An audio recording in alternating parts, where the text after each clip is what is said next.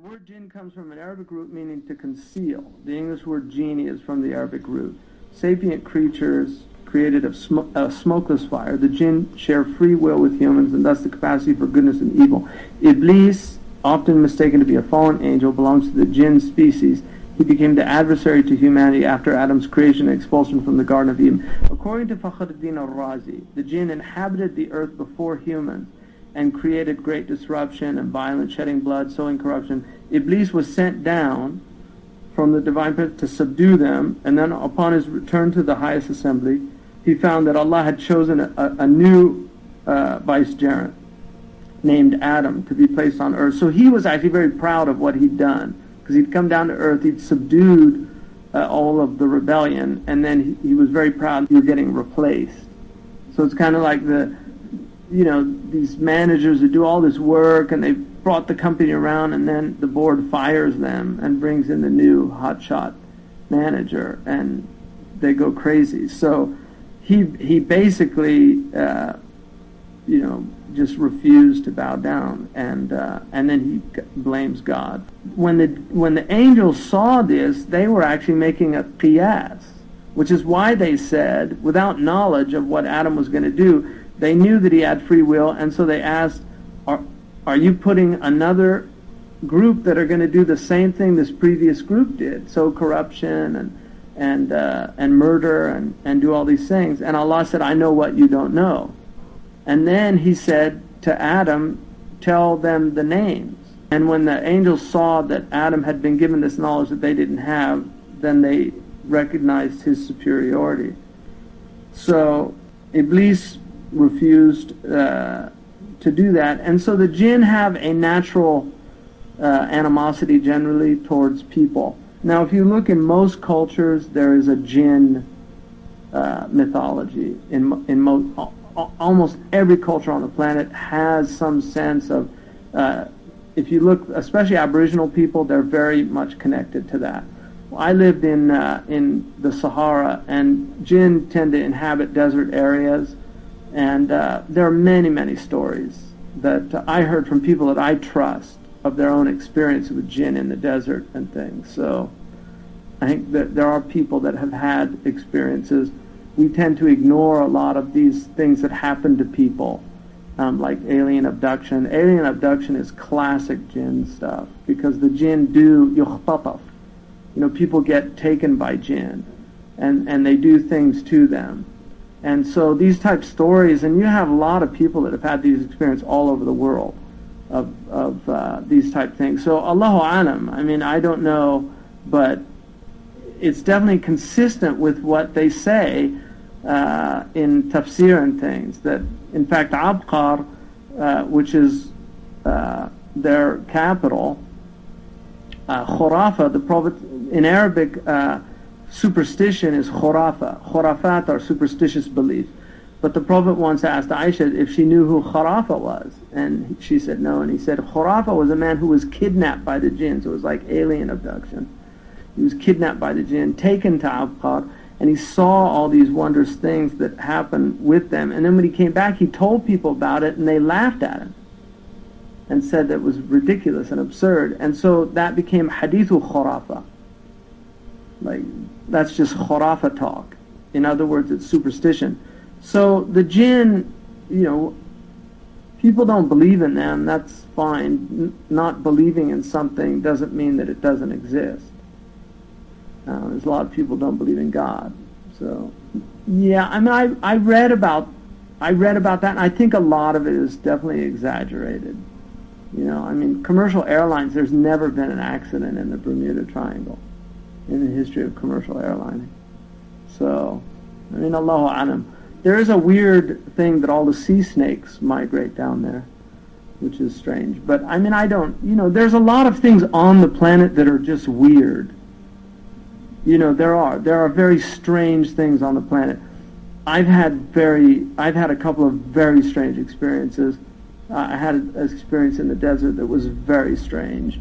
And I had experience in a New York subway with another person who's a friend of mine who's an eyewitness to this. And, it's kind of Ripley's Believe It or Not, but I did have that experience. I'm sure some of you have had strange experiences. Other people maybe they haven't. Some people just deny their own, what they're seeing, because they just, they don't have a way of assimilating what's happening to them. So, the jinn, we believe in them. It's in the Quran. You can't deny them. They're creatures, and they're around. They don't live generally with us. They tend to live in isolated areas, like somewhere like Greenland or Sahara Desert, places, big open places. They like big open places, and that's where they tend to live. So, but there are jinn that do move amongst people as well. And you have all this weird stuff. There's so much weird stuff out there, and there's a lot of people that believe weird things. A lot of Muslims get very obsessed with the jinn, and I think that's a dangerous thing to do. We know they exist. The Quran asserts their existence. They certainly do explain a lot of the weird stuff that goes on in the world that is kind of inexplicable, and I think that's why most cultures did have some type of reference to poltergeists or to the little people or whatever they were. There's a lot of terms for them. Yeah, generally my understanding is that they have suggestion. That their power is the power of suggestion. But there's definitely, I'm going to tell you a true story. I'm not making this up, because this happened to me. When I worked with a physician, Hashim Sidat, he lives in Australia now for the Australian people, so they'll confirm this. I had an eyewitness to this. But I worked with him in his office. He was a physician, and there was a man who came in, and he seemed perfectly normal guy, but he was convinced that his wife was having a relationship with some invisible creature. And he told us these stories, and you could write him off as crazy, but he did not seem crazy to me at all. And he would wake up in the middle of the night, and there was something happening, and he just felt the presence. And now, that same physician, we had another lady who was actually told us she was having a relationship with an unseen, and the reason she came is that he would come to her in the night, and they would have physical intimacy, and she would have this huge rash when that would happen. That's why she was coming. But she told us in all, that was her story. So that's consistent with what's in the books that people do. And there's books at Borders and Barnes & Noble. You can go to these bookstores about how to have relations with spirits, how to invoke them, how to come, and what they'll come, and what you'll feel, and what you'll experience. I'm not making this stuff up. So there's people out there teaching people how to do that. Now, the ulama differ about whether or not they do agree that jinn can have intimacy with humans, but whether or not there's an offspring, Imam Malik did not accept that. Imam Shafi'i did. Imam Malik just thought, even from Bab Sadd al-Daraya', that it would open up a big door of fasad, because they could claim they were married to jinn and things like that. But, there's definitely relationships, but again, a lot of the things that we're given in Islam are to protect us from jinn. There's no doubt about that. And one of the most important protections from jinn is cleanliness, hygiene. And so there's definitely a relationship between feces. One of the things when you go into the bathroom, Allahumma inni a'udhu bika min al-khubthi wal-khaba'ith, to seek refuge from the khabitha and the khabith, right, which are the male and female jinn. So that's something that you actually seek refuge in when you go in. One of the reasons why you cover your head also is, even in the Jewish, they cover that small part, because that's actually considered the part that needs the protection, is where the swirl on your, just to keep from, it's in fact, the word in Arabic to be without a hat is hasir al-ras, which also means to be unarmed. And most religious traditions have a very strong encouragement for people to cover their heads, male and female.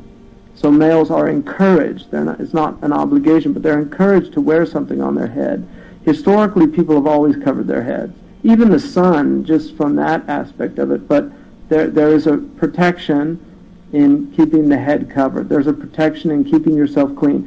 Feces, a lot of crime scenes and things like that, people when they go to these psychopaths to their homes and stuff, they're filthy. They're covered and often feces and urine, and so there's definitely a relationship between that mental illness and the jinn. And obviously people get opened up to unseen worlds. I mean, I mentioned a book by Van Doren called The Presence of Unseen Worlds. He worked for several years, couple decades at Sonoma Napa State Mental Institution, and I read that book from cover to cover. He began it by just arguing that he was a complete materialist when he went into psychiatry, but by the end of working with these, he became very convinced that there really are creatures, and he said some of them were benign and some of them were malevolent. And he said it was very clear to them that auditory hallucinations, he said some of it was mental illness. It was just problems in the brain, but he felt others were clearly real, that the people were not making it up, that they were really hearing things that were actually there. So, Allahu Alam, I mean, in the end of the day, Allahu Alam, all I know is that we believe in Jinn, and Jinn are unseen creatures. In terms of how that plays out in the real world, I'm in the same boat that you are. Like I said, there's a lot of weird things out there. There's a lot of people that believe weird things.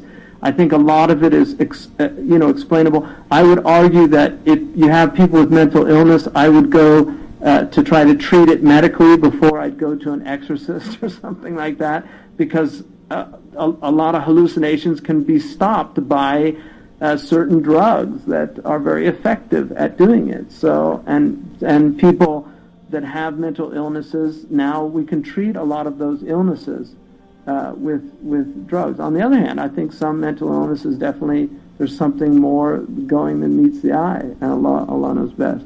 I mean, I'll give you an example. I know somebody who they were having a lot of problems in their house with noises, and their daughter was getting very troubled.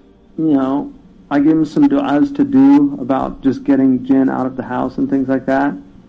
And he came back to me a couple months later, and he said that it's completely gone. His daughter was fine. Everything complete after he started doing those du'as. So jinn will respond to dhikr. There's Udma's father. She's going to kill me for bringing this up. But her father was in Los Angeles, and he heard some noise, and he just ignored it. But then in the morning, he found a giant boa constrictor in his house, and he said, "Warabbi Sulaiman, ukhruj, like by the Lord of Sulaiman, get out of here." So he was like commanding him if he was a jinn, because the Prophet ﷺ mentioned, if you find snakes, because jinn can shapeshift, and they tend to take they take cats and dogs and snakes and they can take different animal forms, and that's how you'll see them. If you see them, you won't see them in their form, but they can go into other forms. And so he just said, by the Lord of Sulaiman, leave, but he didn't leave, which means he wasn't a jinn. If it was a jinn, they'll leave. So the Prophet ﷺ said, if you come into your house and there's a snake, you should ask them to leave. Don't just kill it. Just ask it to leave, because he said it might be one of the believing jinn. And if they leave, they'll leave. And just let them leave. And if they don't and they're harmful, then you can kill them. You have permission to kill them. So, Majnun. Yeah, well, Majnun is also, it means the hidden illness. Because you don't really know a person's crazy until sometimes you do. I had some people a while back brought somebody over to my house that was stark raving mad, and I was really upset about it. And that person ended up, doing a really heinous crime. So, but some people you can just see it. You don't need to look very far. And madness, may Allah preserve all of us, because madness is real. And, historically Muslims had a kind of a lot of benign madness. They had a lot of jadab as well, what are called majdoubs. Like you're in Morocco. Have you met any majdoubs? See, when I first went to Morocco, there were a lot of majdoubs. Now there's more mad people. Because Muslims used to have majadid more than majaneen. The majdoub is somebody who is mad, but they're mad in a very religious sense. Like, they're very devotional people, and people leave them alone, And in Morocco there were quite a few when I first went to Morocco. They're very interesting. You don't want to spend too much time with them because there's a lot very powerful people. Mad people have very strong presence. It's very dark, and you don't want to get into that. People that work with mad people, if you've worked in, it's a very taxing job. It's a very hard job to be around mad people. Even being around neurotic people, people that aren't well. And in our culture, in our planet today, most people aren't well. There's a lot of imbalance on the planet, just humans. They're not well. They're not doing well. The human project is not going well. So there's a lot of problems with people. And there's a lot of good people out there, but there are a lot of people that are really suffering. There's a lot of suffering out there. And, so there's a lot of mental illness. There's a lot of instability. The Prophet ﷺ said that one of the signs of the end time was takthar al-hawsat, that you'll see a lot of mental instability. Sheikh Habib Ahmed Mashhour told us that the treatment for that is to do dhikr, but to do balancing dhikrs. Certain dhikrs are dangerous for people. Dhikr is like medicine. There's over-the-counter, and then there's prescription medicine. And not all dhikrs, people can go mad doing dhikr. They really can. Their spiritual psychosis is very real. And I've seen it happen to people. If you start doing a lot of divine names, you can really hurt yourself. But things that will not hurt you are prayer on the Prophet ﷺ. You can do that as much as you want, and it will just benefit you. It will not harm you. Istighfar will not harm you. La ilaha illallah is, if you do a lot of it, you can get some pretty intense experiences, but it's not a harmful. But if you do certain divine names, they can be very dangerous to do on your own. That's why the religion's about balance. The Prophet did not like excess, even in the religion. He did not like people to do too much, because you can really lose your balance in doing too much devotional practice. You don't want to do too little. You want to find that balance. And that balance depends on you also. It depends on your environment. To do a lot of dhikr in southern Morocco is not a real problem. If you start doing a lot of dhikr in southern Chicago, you might get into some serious trouble. Because of the types of environments that you're living in. One culture supports your dhikr and the other is actually antagonistic to it. So it can create the kind of cognitive dissonance that really can be problematic for people.